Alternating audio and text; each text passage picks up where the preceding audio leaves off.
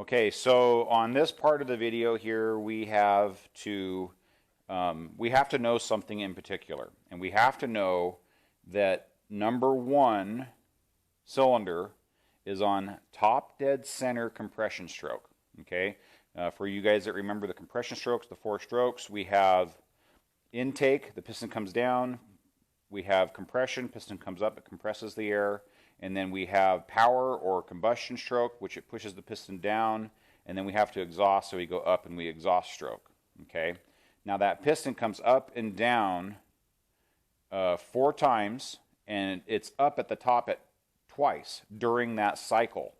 So we have to find out when we're up on TDC, top dead center compression stroke, on number 1. Number 1 has a sister cylinder, and the sister cylinder for number 1 on a straight 6 like this is number 6. So number 6 and number 1 are pistons that work together, and they both go up together and they both come down together. They're attached at the crankshaft so that they are basically sister cylinders. And that goes the same for 2 and 5 and 3 and 4. So these are sisters, these are sisters, these are sisters. But the ones we want to worry about is the one that's related to cylinder number 1, because we have to find top dead center for number 1 compression. On the front of the engine, we have timing marks. And I don't know if we can see this very well, but there's a little plate right here, and that plate has a 0 mark on it. That 0 mark lines up with a mark that's on the pulley. So this pulley has a little tiny notch, and that notch tells us that number 1 cylinder or number 1 piston is going to be at top dead center when those 2 lines are marked or matched up, when they line up.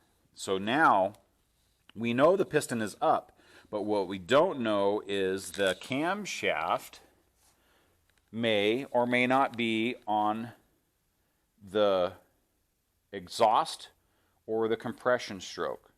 So we don't know. And the way we find that out is we watch the sister cylinder.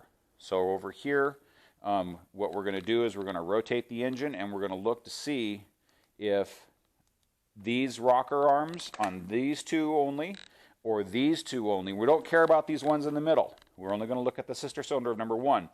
Right here and right here, when we spin that engine off of top dead center, either way, one of these rocker arms is going to move.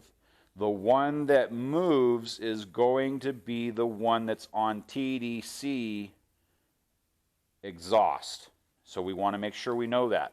So if this one moves, we have to change it from exhaust to compression stroke, and we have to turn the engine 360 degrees all the way around until that line marks up again. So we're going to do that right now.